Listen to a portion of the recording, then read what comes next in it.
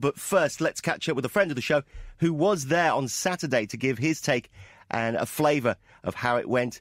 Let's speak to Mark Devlin on the line. I'm here, mate. Hey, listen, great to have you on the line. Of course, we mentioned that we got Ike on at the end of the show, so we'll get his views on the Bilderberg Fringe Festival. But talk us through it. What was it like? When did you get there? Were you there early doors Saturday? Well, I was there all day Saturday until late in the evening, and I'm still buzzing. It was a great energy, a very uplifting, empowering experience. I'm very glad that I was a part of it. I'm hoping that the 8th of June 2013 is going to be talked about decades or centuries from now as some sort of turning point in terms of awareness of what Ian Crane would call those who consider themselves the rightful rulers of a planetary fiefdom, I think is the phrase, get up to. It's just great to see so many like-minded people gathering to protest about it and demonstrate that we know who these people are, we know what they're doing, we know what their plans are, and we're not having it anymore. We've had enough. We've seen all the sort of uploaded videos on YouTube and on Facebook, and it just looks great. There looks like there are thousands of people there. Alex Jones was on form. Ike was on form as well. There were rumours that there were people being stopped and turned around and told to go away. Is any truth in that? That certainly seems to be the case. I would say there were probably 2,000 to 3,000 people gathered in the festival site, which was basically a field.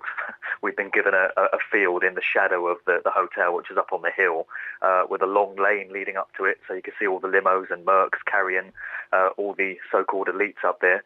And there were stories of a lot of people getting turned away. So rather than 2,000 to 3,000 people, in reality, if everyone had been allowed to attend as they intended, we'd be looking at several thousand people, many, many thousands. Alex Jones mentioned on a couple of the videos that he posted this weekend that he'd seen evidence of the police misdirecting people that had turned up and sending them quite a way up the road to some bogus site. And part of it would appear to be a way of the mainstream media who were in attendance at the festival yesterday to be able to say, oh, it's a relatively small gathering, you know, here's a few people kind of protesting, but it's nothing major, it's nothing too big, and just scaling down the whole volume of the thing. But certainly there were a lot of people that wanted to be there that weren't able to. I personally know a couple of people that tried to get in late in the afternoon and they weren't allowed to. And they were letting people in and saying that if you leave, you can't get back on the site. There were no food and drink vendors, so I was there personally for about 8 or 9 hours with nothing to eat or drink. There was apparently a ban on food and drink vendors, and there was a ban on music as well. Only speech was allowed, so it was quite restrictive in many ways.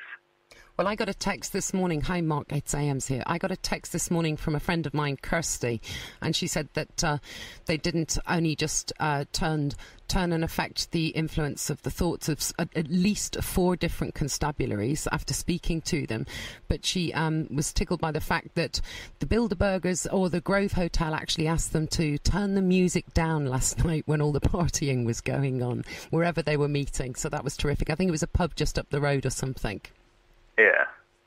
Well, it was absolutely crawling with police yesterday. Police were everywhere. But having said that, it was a great gathering. There were a few provocateurs in there, it has to be said. There were just a few... Could you spot them beforehand, Mark? Did you know that they were there, or...? Well, they kind of made their presence felt fairly obviously before too long. They were heckling some of the speakers. I got there just as Luke of We Got Change, Luke Rukowski, of We Got Change New York, was doing his speech, and there was a bit of heckling going on there and a few unnecessary comments, and it was pretty clear to see quite quickly who the provocateurs were. It seemed to be a small group of quite distinctive looking people, shall we say, mostly women. That was just the women. And also the mainstream media, did they not try to play it down with John Sargent, making out that this was all a big sinister conspiracy and what have you? We saw that on the news, didn't we? We saw that the BBC One show chose the person who looked most like a hippie or whatever to interview or something like that. Yeah, exactly. But it's the standard trickery of the mainstream media. You know, anyone switched on, paying attention, will know all their tricks and know all the tactics and will know what they're trying to do. I saw a clip today of Ken Clark being asked about Bilderberg, what goes on. Ken Clark was one of the official attendees. There was an official list, and then there were lots of unofficial attendees who were evidently up at the hotel. And the interviewer asked Ken Clark, what's it all about? And he tries to brush it off as just this innocent thing that everybody's getting all upset about. And he basically said, it's a weekend where we just get together and play some golf and have a bit of dinner and chat about things that are quite dull, really, which is what they always do. So the mainstream media has covered it this year, and they've kind of had to, because there's been so much coverage in the alternative media that they've realised they can't ignore it, and they have to kind of admit that it's going on, but just play it down as some innocent sort of thing. So on the official list of attendees, you've got George Osborne, Ed Balls, people like that. Cameron wasn't initially named as an official attendee, but obviously was always planned to be there. And it was just in the last couple of days that he was forced to kind of admit that he was due to be attending, because it would have been quite ugly if he tried to cover it up and it had later come out.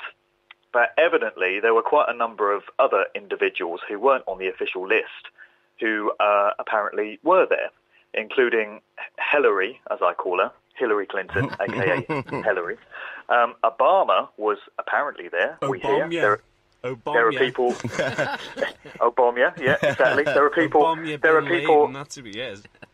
There are people claiming to have seen old Barry there, and Bill Gates as well was not on the official list, but was apparently in attendance. Demon god of vaccines. And you got Peter, Prince of Darkness, Mandelson. Boo. Kissinger. Boo. No sign of any Rothschilds or Rockefellers, surprisingly, but Kissinger was there. And when Kissinger and Bill Gates are in the same room discussing things, you know it's not going to be a good deal for humanity. Talking to Ken Clark as well, apparently Ben Fellows was found alive and well. He turned up, didn't he? Well, absolutely. That was the surprise thing of the day. I mean, my jaw dropped when the guy introduced Ben Fellows. He took to the stage mid-afternoon. And for anyone that's not been following the story, Ben Fellows is an investigative journalist. He worked for many years on the Cook Report on ITV back in the day. And more recently, he's been exposing a lot of this child abuse and paedophilia that's been going on within the establishment. And Ben was a former child actor. And he says that when he was, I think, 13 years old or very young, he was at one of these parties, elite parties, where there was all kinds of celebrities and politicians in attendance. And he claims that Ken Clark groped him sexually. And he's trying to expose this and get it out there into the mainstream. And the story goes that I think it was the same day as the Lee Rigby Woolwich incident. Ben got home to his house to find it had been ransacked, although nothing seemed to be missing. And he got a phone call at about 11:30 at night, and this voice said, "Look outside your window." And he looked out, and there was a character in a ski mask on a mobile phone saying, "What happened to that soldier is going to happen to you." And needless to say, this kind of shook him up, and he went into hiding, basically, for a week or more. And there was a point where he and his wife had gone to be somewhere safe, and Ben then decided that he was going to move on somewhere else just to, just for extra security. And he didn't reveal to his wife the full location of where he was going to be.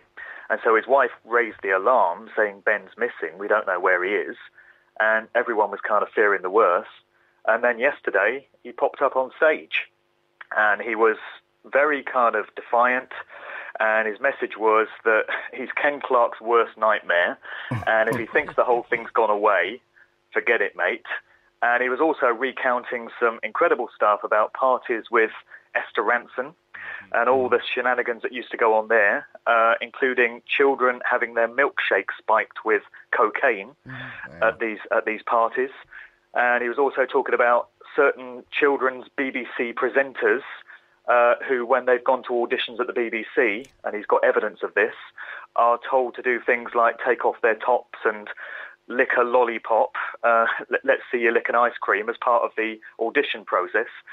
So Ben's got a lot of stories to tell. Had a very quick chat with him, and we're going to hear lots more about that, I think. And I think as well, Mark, the most important thing really is for Ben's profile now after that event to have been risen up. So he's in far less potential danger by having made that appearance. And I was absolutely delighted to hear him speak yesterday and see what he had to say. I thought that was marvellous. So good on him. Good on you, Ben. Yeah, well, me too. It was a great relief to see he was safe and sound. He's obviously really been through it and has been very shaken up by the process, as anyone would. But you're absolutely right. It's going to be much harder for him to disappear now. And, very best of luck to him. Absolute respect for what he's doing. Mark, John, we're going to have to wrap it up because we're running out of time, and we've got our first guest coming up very soon. But just give us quickly, what did you take from the weekend? Do you feel a time is changing? Yeah, I really do. I really believe that this could be a turning point in terms of people's awareness and awakening. And you don't have to have been on site to be a part of that. I think there's going to be a great buzz about yesterday's event on the internet for days now. People are going to be watching the YouTube video. I mean, Alex Jones was a sensation yesterday. He was absolutely on fire, absolutely full of energy, ignited the crowd. The energy levels were incredible. His message was just so empowering, and people are going to be talking about that for days to come. So let's hope that this is a turning point. The genie's out the bottle, so to speak. It's going to be so much more difficult for these individuals now to keep their activities secret. And it's just a message that people are paying attention and we're not having it anymore. Brilliant. Good stuff, Mark. Always great to talk to you. If people want to know more about your stuff, because you're doing some great podcasts as well, give yourself a quick plug.